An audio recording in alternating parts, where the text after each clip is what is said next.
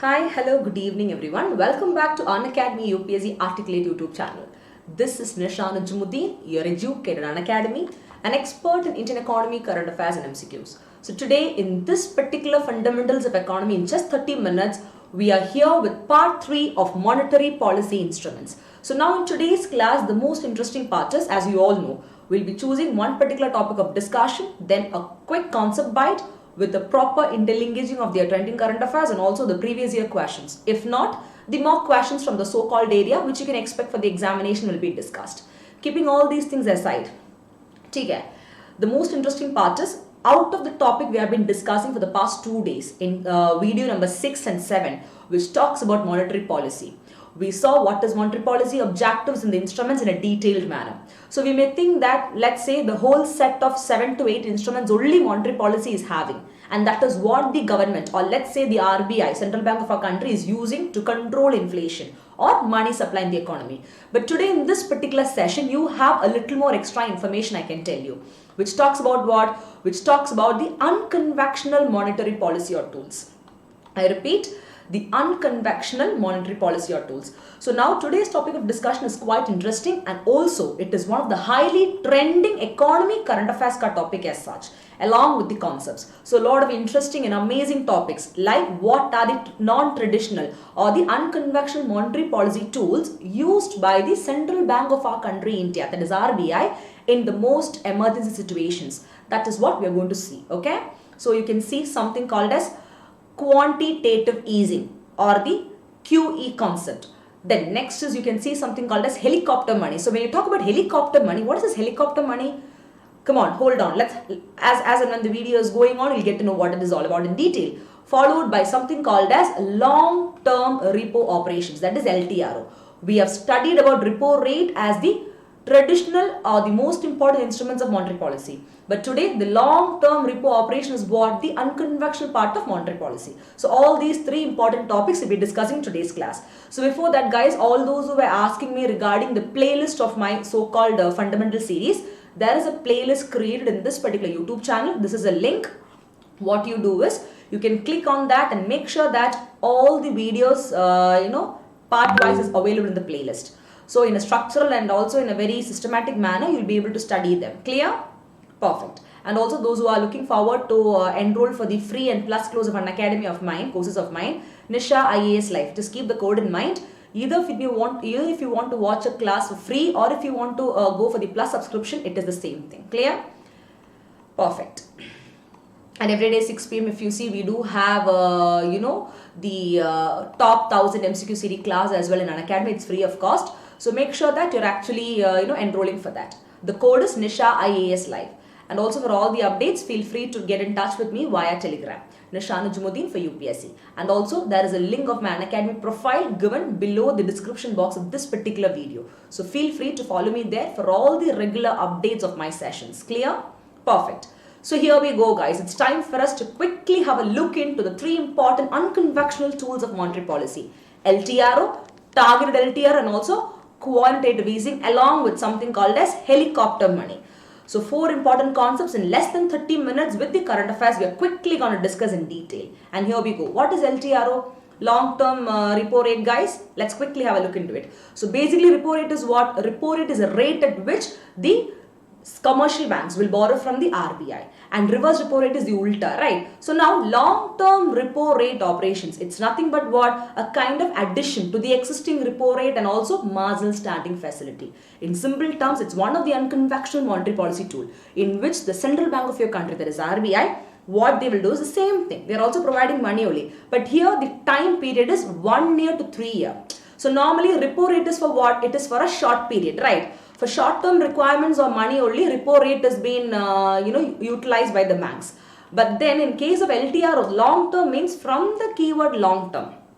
Okay, the RBI will provide money to these commercial banks for a period of 1 year to 3 years. And now the next important point is, whatever is the existing repo rate. If you see, the current repo rate is let's say 4.5%. The same rate itself, they'll provide the 1 to 3 year long-term repo rate, long-term for the same at the same rate the money to the commercial banks. This is called as LTRO, and simply they will not give, they will accept the government securities with matching or higher tenure as what? A collateral, that is a guarantee. Clear? This is called as LTRO in simple terms. The only important point that you have to keep in mind is, if repo rate is a kind of rate at which the commercial banks can borrow from RBI at the same existing repo rate, a facility called as long-term repo operations will also be used by RBI to give money to the commercial bank. But now the period from 1 to 3 year means it is going from short term to medium term. In spite of that also, the same existing repo rate will be utilized for giving the money. Clear? And for that, the collateral is the government security.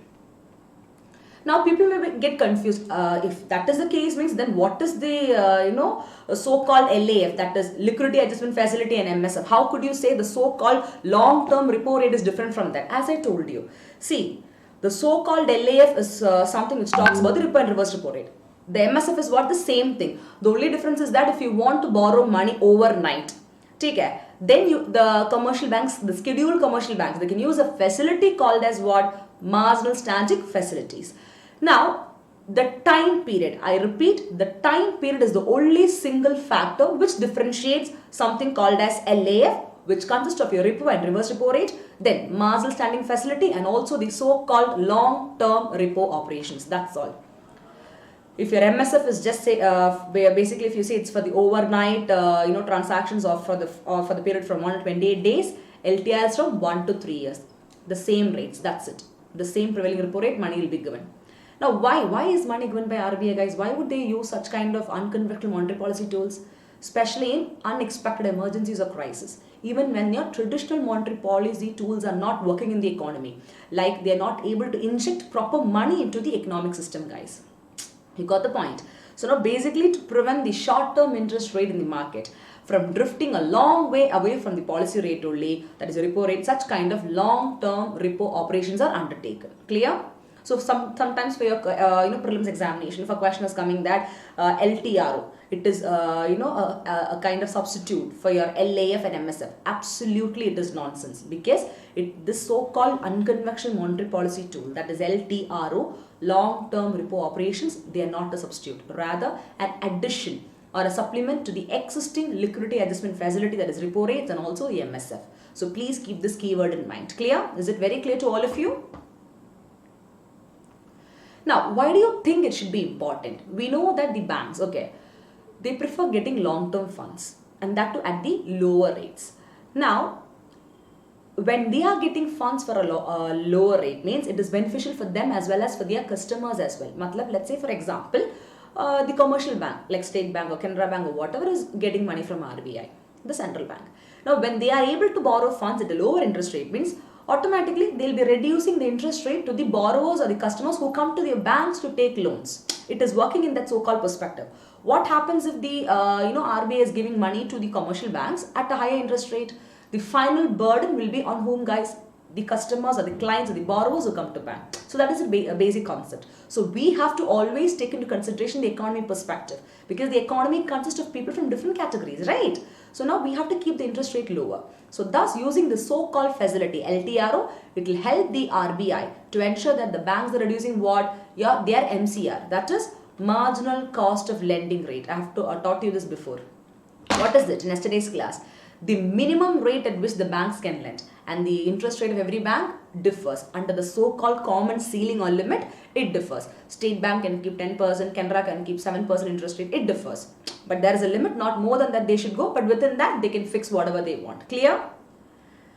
So now, the next important point why LTRO is different is, it also showed the market that your central bank, that is RBI, will not only rely on revising the so-called existing repo rates and conducting open market operations for the monetary policy, but they'll also be able to use a so-called new tools like your LTR and other perspective to achieve the so-called objective. What is the so-called objective? Infusing or injecting money supply into the economy. Simple as that. Clear? Now, here comes your something called as targeted long-term operations. Just now we are talking about long-term operations. Now the keyword targeted is coming. So now this is something similar to your so-called PDS. What is PDS, guys? public distribution system, right? What is TPDS? Targeted public distribution system. So basically to make food grains available to everybody, only PDS was put forward by government. Targeted means out of the people, or let's say the poor people, the poorest of the poor, or exactly not the poorest of the poor, but then somebody who really deserves it, for specifically to identify them, that this targeted PDS was put in. Similarly, in the context of your repo rate, long-term repo operations and targeted LTRO, if you see, they are a part of your long-term repo operations. What? The targeted LTRO, and it is conducted again by the Central Bank of a country, RBI. Why? To ensure proper or adequate liquidity of money supply for a longer period for exclusively specific or particular sectors. So the factor called particularity, or let's say the factor called specificality, is coming in what? The term called as targeted long-term repo operations. Clear? Now, normally if you see in the normal LTR, long-term repo operations, what will the RBI do? They'll auction the fund to all these commercial banks. They do that for making few investments, okay, in the prescribed corporate and other instruments. So initial stage, what they will do is RBI will instruct the banks, the commercial banks, to invest funds which they are getting from the targeted LTRO, so that they'll be able to invest in all the so-called investment grade corporate debt. Clear? In simple terms, you just keep this in mind. Targeted, when the word comes, it is for a specific sector, that's it. So the whole point is to ensure there is enough and more money available in the market, guys, exclusively like the corporate market and the yield, which and they're not going up in the context of COVID setback. Because of COVID-19 pandemic, the money supply is totally less. So then they're not going back or to the to so-called perspective of not having money and all. Simply from that. Now there are a few important points to be noted in this regard. In the context of TLTRO, targeted LTRO, they are also exempted from what? Regulatory requirement of your CRR. See, when you want a repo rate and all, you are supposed to give some amount of reserve and all, right? Cash reserve ratio and all. But then in the context of TLTRO, they're absolutely exempted from the regulatory requirement of the CRR. Clear? Of the CRR. Clear? And whatever interest rate is there, they'll be used under the banks for what? Under the banks, and that will be floating rates linked to the policy repo rate and all. Clear?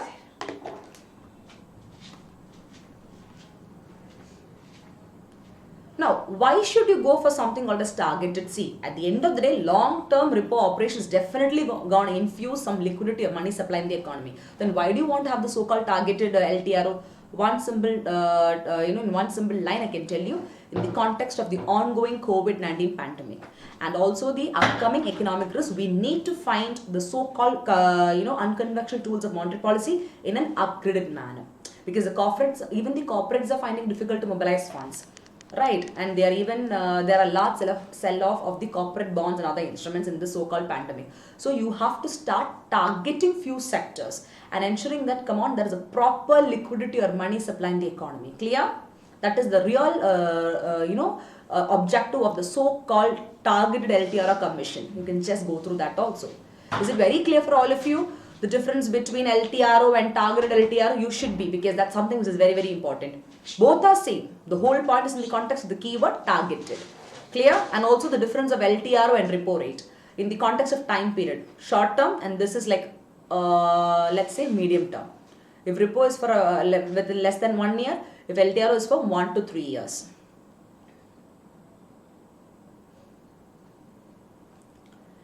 Now, in this particular, difference between the repo rate and LTRO, you can just see only the first, second, and third points are differing, whereas the fourth, fifth, and sixth is absolutely the same. In the context that with regard to interest rate, at the existing repo rate, LTRO is fixed, whereas repo rate means they are variable depending upon whatever auctions, but definitely it will be higher than the so-called repo rate, right? And the term structure, the individual bank's bid size. There is no restrictions in the context of what the minimum amount to be bid by an individual, guys, in the context of LTRO. Whereas in term repo, there is a kind of restrictions in the context of 0.75% of the bank's NDTL. What is NDTL? Net demand time liabilities. I repeat, net demand time liabilities. I have even discussed the same with you in yesterday's class. Remember? Yeah. So bring all these concepts in today's class, guys. So it's a kind of connecting the proper, concepts to this as such. So it's a kind of improving your long-term memory retention as such. Okay. Now, we are moving to the next part of the topic, guys, which is called as QE. What is QE? Quantitative easing, or in simple terms called as credit easing. So you'll be thinking, ma'am, what is this quantitative easing? Chalo, let's have a quick look into it. That is also one of the next, or let's say an additional monetary policy tool. But they come under the category of what? Unconventional or non-traditional monetary policy tool. The sole objective is to infuse money supply into the economy. In terms of, in the situations of crisis only, such kind of quantitative easing is adopted by the government. If you see in the context of COVID-19 pandemic, lot of emerging economies, a dozen of emerging, I repeat, a dozen of emerging economies, more than 12 to 24 economies, they have adopted the so-called QE, in which our country India is also part. We feel that to increase money supply, let's go for the next unconventional monetary policy tool called as credit easing or quantitative easing. So basically it is what? An asset purchase or asset swap policy. Just to increase money supply in the bank. Simple objective. So what will RBI do? The RBI will start implementing the so-called QE. Now this is not introduced by the Indian government, or let's say by the RBI. Rather the Federal Reserve. See, every country you have a central bank, right? For a country India, the central bank is called as RBI. For US, it is called as Federal Reserve Bank. So now, as far as the country India is concerned, if you see the central bank, what they will do is they'll implement such kind of quantitative easing, and they'll do that by buying the specified amounts of financial assets from the commercial bank and also from other financial institutions. Like a private institution. So now what is happening? From the central bank, money is going into the hands of the commercial and the private institutions, which means they will have their monetary base of money supply high, with which they can start supplying it to the people who come to take loans, that is the borrowers.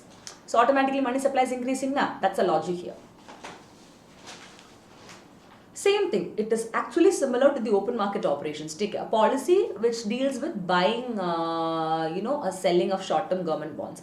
But then, see, this doesn't mean exactly the same. Rather, they don't buy the short-term government bonds. Now, people will think that in order to keep the bank interest rate at a specified target value, you will use such kind of quantitative easing. But that is not the case. That is in the context of open market operations. Here, under the quantitative easing, which is an unconventional monetary policy tool, to stimulate the economy now, the when standard monetary policy becomes effective. Let's say, for example, in the context of open market operations, the RBI will sell, that is purchase or sell the securities accordingly. They will sell when there is too much of money supply, and they'll purchase securities from the market when there is no money supply, to infuse money into the economy. That's a logic. So when that is also failing, only such kind of unconventional monetary policy is coming into role or play, I can tell. Clear? So I told you how a bank will get more money through the so-called quantitative easing.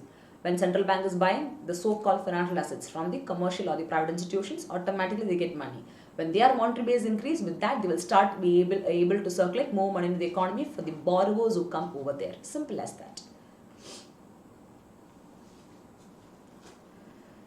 Now, do you think there's a need for such kind of quantitative easing, by the way? Absolutely. Let me tell you. Now, for example, the interest rate, if that has been lowered, let's say nearly to zero, it could be because of extremely low demand, or let's say it could be because of deflation. What is deflation?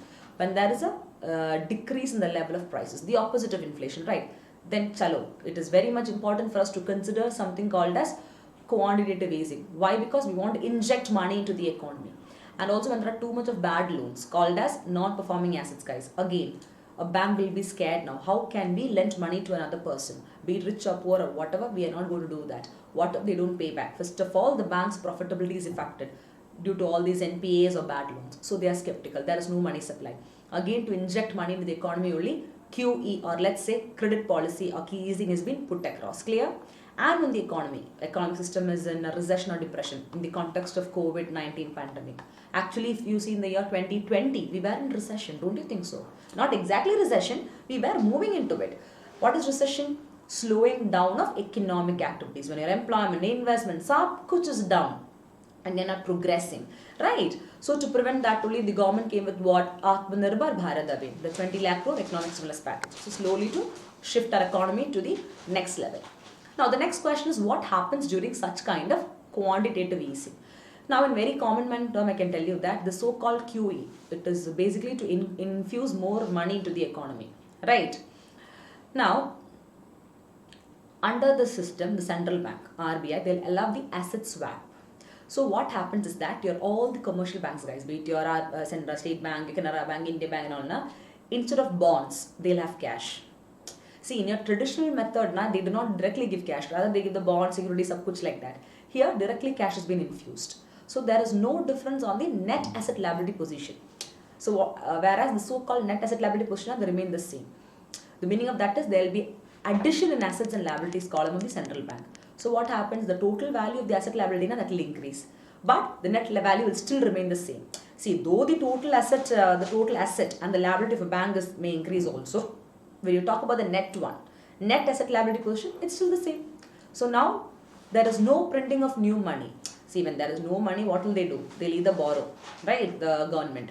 And else they will go to whom, guys? The RBI, and tell, chalo, let's do deficit financing. What is deficit financing?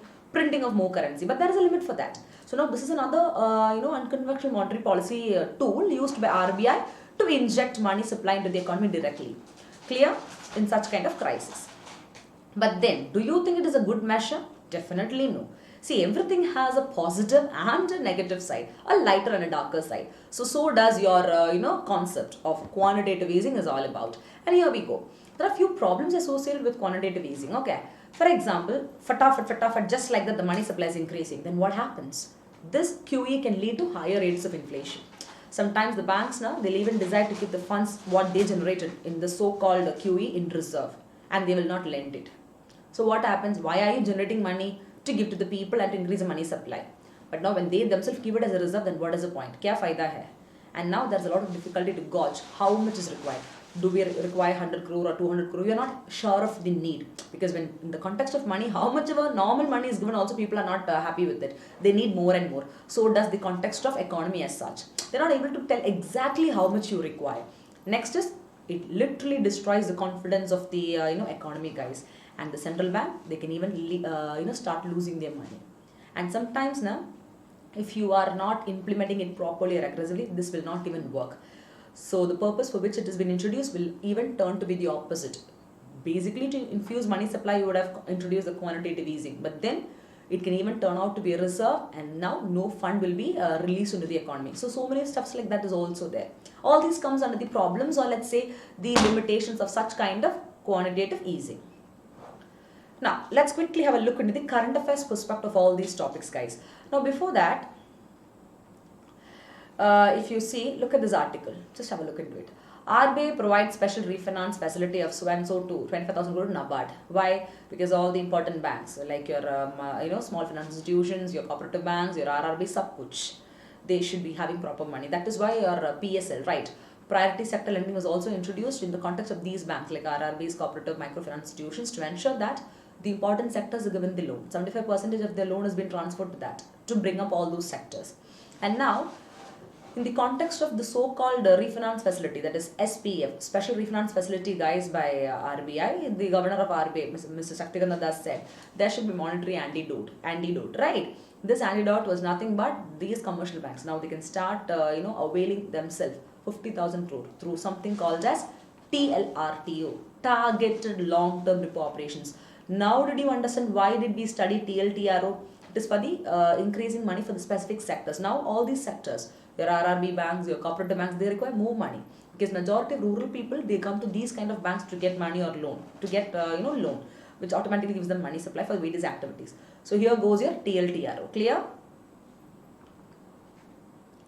So now let's quickly have a look into the so-called current affairs of this particular topics, that is your LTRO or TLTRO, then quantitative easing, and now in that particular context we'll study something called as helicopter money, which is very, very important.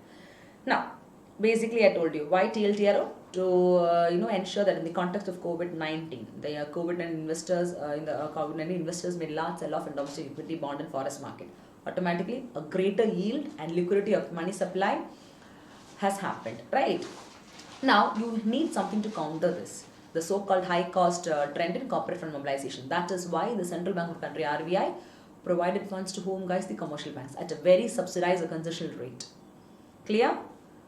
And also for a high duration, let's say 1 year to 3 years. So now these banks can invest in these corporate bonds as well. So there is time for them. They're not burdened. So now under TLTRO, targeted LTRO, what will RBI do is they'll start auctioning funds to commercial bank. And that will be, let's say, up to a certain amount. And that will be again based on the existing repo rate. Clear? And if you see on this year, on April 17, the central bank, they conducted this targeted LTRO 2 guys, version 2, and that was worth an initial amount of 50,000 crore. That is in recent current affairs perspective of this TLTRO. Now, the next question is whether banks have to keep any securities matching the TLTRO. In the context of LTRO, I told you that using this facility, the commercial banks can get money from RBI, but they have to give the government security or matching or a higher amount as a secure collateral. But what about targeted one? See, the same thing. In the context of targeted LTRO, the commercial banks, what they should do is they have to maintain an amount, take care, of specified securities for the amount received in the so-called TLTRO in your HTM, that is held to maturity. Clear? And thus, if you see again, as per the current affairs perspective, on April 17, 2020, RBI announced 50,000 crore TLTRO auction through banks for all your NBFC, non-bank financial companies, then microfinance institutions, sub kuch like that. Clear? Now, what is TLTRO version 2, guys? Same thing, the fund available by the commercial banks. And now, whatever funds you are availing through the version 2, or let's say part 2 of the TLTRO, it should be invested in investment grade bonds, commercial paper, and not convertible debentures of NBFC or MFIs. Simple as that. At least 50% of total funds now under this scheme, what the bank, that scheme, whatever the banks are getting, they have to invest, at least 50% of that in the bonds issued by small NBFCs and all. And not only in the small, mid, and also the asset size ranging 500 to 5,000 crore in that perspective. Now, here we're going to quickly have a look into the quantitative easing current affairs. There's something called as QE 1 and 3, guys. Now, if you see, the so-called concept QE or quantitative easing was initially used by Bank of Japan. Why? Because they had a domestic deflation in the early 2000s. Everything was subkuch, the price rise, something came, some subkuch came down, no money supply and stuffs like that. So now if you see, even in the crisis, guys, financial crisis of 2007, the global crisis, similar policies was used by US as such. Not only US, even UK and also the Eurozone. But our country ended now, in the context of COVID-19 pandemic only, we are effectively putting this instrument, guys. Clear? And the reason why these countries were using this instrument called as quantitative easing is their risk-free short-term nominal interest rates. They were either at or close to zero. So they had no other go but rather to go for some unconventional monetary policy tools. And that is what your quantitative easing is all about. Clear? If you see US now, 3 times they have done this quantitative easing measures. 2008 in the global financial crisis, then 2010 and also 12, guys. That's why it is known as QE 1, 2 and 3 respectively. What did the Central Bank of US, called as Federal Reserve, what they do is like, they started buying treasury notes and they mortgaged all the mortgage back the securities, guys. Automatically what happened, this increased the monetary base of US banks and they had the money supply to give it to the people. Simple as that. Now, here is the most interesting topic of the day, which talks about helicopter money. So when you hear the term helicopter, what is this? It's something like a helicopter, money is been loaded in a helicopter and they have been dropped down. Is it so? Something similar to that. Let me tell you what is it actually. Now, helicopter money is also one of the unconventional monetary policy tools. It is to bring back the economy back to track when there is no money supply and all. So now what you will do is you will start printing more currency, the RBI, and then they'll distribute to the public. And if you see an American economist called as Milton Friedman, he's considered to be a monetary economist, guys. This particular person really introduced or coined the term helicopter money. So it's so interesting, na? Chalo, go put, open your hands like this and stand in the sky, and if helicopter is giving you money, it's so easy, right? But don't think that government will do that. Okay. Why we are studying this is in the so-called COVID-19 pandemic, we had the lockdown, economic crisis and all. So now, the authorities across the world, globe, they said, chalo, why don't we consider about helicopter money? In the year 2000, actually, this so-called concept was popped up in few other countries. And if you see in our country, India, in fact, in our country, the Telangana Chief Minister, one Mr. K. Chandrasekhar Rao, he suggested RBI, let's adopt the concept of helicopter money to help the state governments to overcome the so-called current, COVID-19 pandemic economic crisis. And even he asked for the release of 5% funds from GDP by way of QE. Clear? So don't get confused. Your quantitative easing and helicopter money are two different things. The objective is same, but they function differently. So let's have a quick look into whether the so-called helicopter and the quantitative is the same thing. See, both quantitative easing and helicopter involves printing of currency by RBI. But then, quantitative easing is to buy government bonds, whereas helicopter money is what? It is to distribute to public. Simple logic. Clear?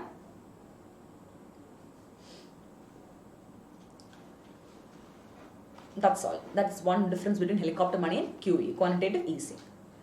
So now, do you think this helicopter money will help Indian economy? See, to put in simple terms, such kind of money, the extension of non-repayable money transfer from central bank and state and central government will actually put in more money into the economic system. And when you have more money, automatically what happens? It is increasing the purchasing power of people, and in turn, we'll be able to pick up the economic activity. But then, when there is too much of money with people, and that money is coming nowhere, out of nowhere like that, then people turn to be lazy as such. That is also there. It can cause a harm to economy also. But as of now, in the positive perspective, you see, yeah, the direct impact of helicopter money is the increase in the disposable income. What is disposable income? The money that is left in the hands of people after paying taxes, fees, fines, etc. Right? I taught you this is national income, the same concept. And also the money supply increases, sab kuch, the inflation, demand, everything is increasing in the economy. Slowly, if this is the case, means this inflation and money supply will also lead to what? Lead to a dangerous situation for the economy as a whole. Clear? Now there is one more concept called as Fed tapering. What is Fed tapering? It's a gradual restrictions in the bond buying program, which is run by the US Central Bank, called as Federal Reserve. So tapering is actually a gradual or a slow winding down of central bank activities, guys, through which using this so-called next technique like helicopter money, this Fed tapering by the US Central Bank, they can improve the conditions of economic growth. Just for you to know, I gave you, because most of you may not know what is Fed tapering. So in this context, I'll teach you that also. So now basically your interest rate and investment expectations now of what those rates will be in the future. Basically in the context of that only, such tapering activities are undertaken. Now this so-called tapering can include conventional central bank activities also, like adjusting the bank rate or discount rate, then your CRR or SLR rates, but basically you can find them in the context of unconventional monetary policy tools like your quantitative easing. So basically Fed tapering is the current affairs perspective of your QE, clear, in the context of US Federal Reserve or US Central Bank. So that's all for the day. So it's time for us to quickly have a look into the questions as such. So here we go. Consider the following statements about MPC, Monetary Policy Committee. First one, the members will be appointed for a period of 5 years and shall not be eligible for reappointment. Second, the RBI governor will chair the committee and enjoy veto power. Maybe. Third, quantitative instruments refer to direct actions, change in margin money and moral suasion. Quick. And look at the keyword carefully. Which one do you think is the right answer? A, B or C, A, B, C or D? Come on, fatafat, put your answers in the chat box. And here we go, my young officers, it is D, which means that the answer is what? All the above. Why it is all the above? Actually, 1 to 3 sab kuch is galat or wrong. But the directive keyword was identify the incorrect statement. And do you think monetary policy is 5 years? No. Is it like RBI will chair the committee and enjoy veto power? And do you think quantitative or direct instruments? Definitely no. All three are galat. So thus the so-called monetary policy committee, take care. They will use the conventional monetary policy tools like your repo rate, reverse repo rate, bank rate, CRR, SLR, sab kuch like that. And this has been instituted by the Central Government of India under Section 45B of the RBI Act, which was amended in the year 34. And now whoever has been appointed as a member of MPC, guys, that is 3 members from RBI, 3 members from Government of India, they will not be eligible for any reappointment. And the period is not 5 years, rather it is for a period of 4 years. Clear? The RBI governor will chair the committee, but he or she will not enjoy a veto power. That is why, again, the second statement was wrong. So here you have 2 questions for your mains answer writing practice. One is in the context of helicopter money. What do you understand by that in economics? Why it is used and why it is in news? Because it's a very trending topic. Try to write it in 200 to 150 or 200 words and you can submit it. Clear? Then you have one more question as such regarding the policy tools and mechanisms through which monetary policy actions are transmitted to real economy by central bank. So in your opinion, which should be the primary objective of the so-called monetary policy? Is it policy, is it price stability, employment or financial stability? So it's a very interesting question again. So use your brains and keeping these 3 objectives in mind, go for a conclusion objective. One clue which I can give you is, or hint I can give you is growth with stability, which can consist of your price, employment and financial. All these 3 together you can actually write and conclude your answer. Okay, I gave a hint. So keeping this in mind, quickly analyze this. Clear? So thank you so much, my young officers. That's all for the day. I hope you really enjoyed the class. And if you do like the class, don't forget to put forward your valuable feedbacks in the comment box. Clear? So make sure that you are actually, putting across your feedbacks or whatever you want in the comment box. And also don't forget to like and share this video. Once again, a small reminder to you, the playlist of these videos are available. So make sure that you are going through that. Any doubt, queries, feel free to get back to me. So I'll see you all tomorrow with the next part of monetary policy, which talks about monetary policy committee in tomorrow 7 p.m. class. Till then, bye-bye, take care and Jai Hind.